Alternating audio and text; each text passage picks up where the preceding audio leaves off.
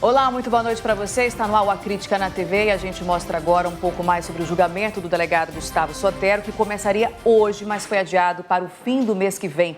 A defesa do réu identificou uma mudança na lista com os nomes dos jurados. A movimentação começou cedo em frente ao Fórum Ministro Enoque Reis, em Manaus. Familiares e amigos do advogado Wilson Justo e também do delegado Gustavo Sotero aguardavam o início dos trabalhos. Depois de 1h30 de atraso, veio o anúncio. Um erro na lista dos jurados que iriam compor o júri causou o adiamento da sessão. Os advogados do réu identificaram que dos 38 nomes apresentados para o sorteio, 29 eram novos e não constavam na lista oficial divulgada pelo Tribunal de Justiça do Amazonas há 1 ano. Ainda nesta segunda-feira, a defesa de Gustavo Sotero encaminhou um pedido para que a Justiça esclarecesse de onde foram extraídos os nomes dos jurados. Os advogados garantiram ainda que não houve um pedido de adiamento do júri, apenas explicações em relação às mudanças nessa lista. A defesa também criticou a atuação da OAB do Amazonas. Botaram a vida do lado do avesso de Gustavo Sotero. A massificação da informação, publicando uma opinião. Há 4 anos atrás, uma desinteligência de trânsito que não resultou em processo criminal. Isso torna o quê? Gustavo Sotero o pior dos homens? Claro que não. Gustavo Sotero vai ter sua vida apresentada no plenário. O presidente da Ordem dos Advogados, que atua como assistente da acusação, negou a interferência da entidade. Faz parte da estratégia, do advogado. Quero lembrar que a titularidade da ação é do Ministério Público e a OAB está habilitada apenas na condição de assistente, ou seja, está acompanhando esse julgamento. Para o representante do Ministério Público do Estado, a decisão de adiar o julgamento foi prudente. Para evitar uma nulidade futura, pela própria confiança que o Judiciário tem que externar para a sociedade. E pelo Ministério Público ser fiscal da ordem jurídica, não restava outra alternativa que não o adiamento. O julgamento de Gustavo Sotero foi adiado para o fim de novembro, nos dias 27, 28 e 29. As partes já foram intimadas. Essa data foi também, se chegou a essa data em comum acordo pelas partes, analisando a agenda tanto do Ministério Público quanto dos advogados de defesa. Gustavo Sotero é acusado de matar a tiros o advogado Wilson Justo e ferir outras 3 pessoas dentro de uma casa noturna de Manaus em novembro de 2017. De acordo com o portal da Transparência do Estado, mesmo preso, o delegado continuou a receber salário, em torno de R$18 mil por mês. No total, cerca de R$400 mil nos últimos 2 anos. Em nota, a Secretaria de Segurança Pública do Estado informou que o pagamento de salário ao delegado Gustavo Sotero atende ao princípio da presunção de inocência e não prevê que o servidor não receba nenhuma remuneração, mesmo com o processo disciplinar administrativo em andamento. A Corregedoria de Segurança informou que esse processo está em trâmite normal e segue dentro do prazo para finalização. Então, só para a gente reforçar, o julgamento foi adiado para os dias 27, 28 e 29 de novembro.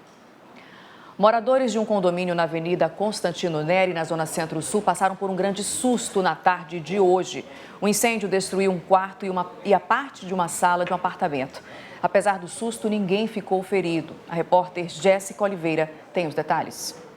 Segundo informações do Corpo de Bombeiros, o incêndio começou por volta de 3h30 da tarde e foi considerado de média proporção. Possivelmente a causa seria um curto-circuito após um relâmpago forte atingir a capital amazonense. Ninguém ficou ferido, mas a família perdeu cama, televisão, ar-condicionado e outros objetos.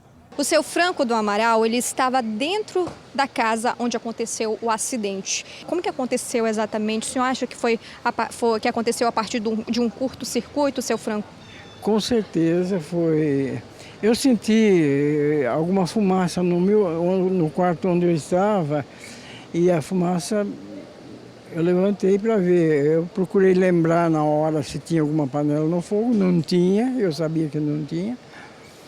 Quando eu abri a porta já veio aquele tucho de fumaça quente no meu rosto e a energia já tinha acabado. O senhor acredita que foi naquele momento do relâmpago que deu muito forte? Tenho certeza que foi, porque ele instalou dentro de casa também. Um comunicado da assessoria do condomínio informou que deve ser feito um cronograma de reuniões com os moradores, onde vão abordar temas delicados para que esse tipo de tragédia não volte a acontecer.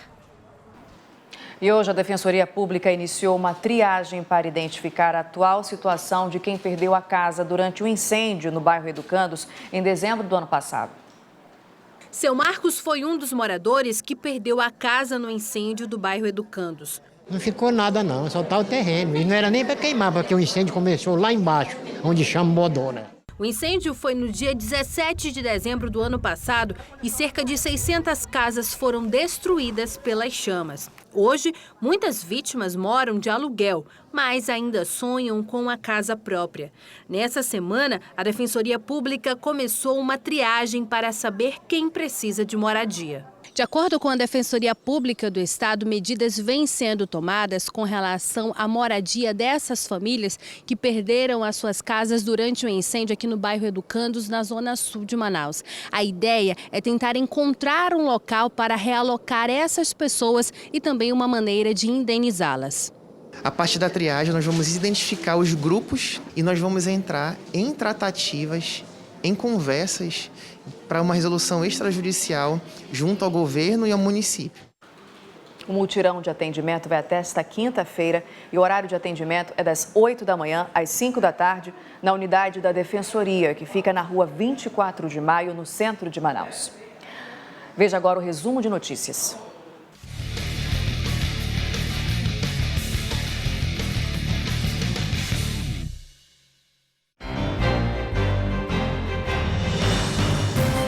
Completou hoje 3 anos do desaparecimento de 3 jovens depois de uma abordagem policial no bairro Grande Vitória, na zona leste de Manaus. Os corpos não foram encontrados e 7 policiais foram indiciados como suspeitos do crime e respondem em liberdade. Mais de 130 quilos de drogas foram apreendidos em uma casa usada como laboratório ontem à noite, no bairro Jorge Teixeira, na zona leste.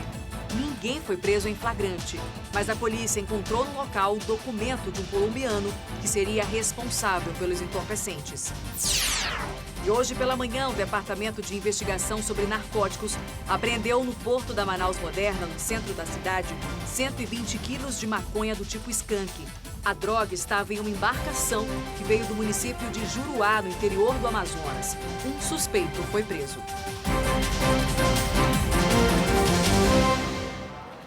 A Agência Nacional de Energia Elétrica anunciou uma redução de 5,73% na tarifa de energia dos consumidores do Amazonas a partir de 1º de novembro.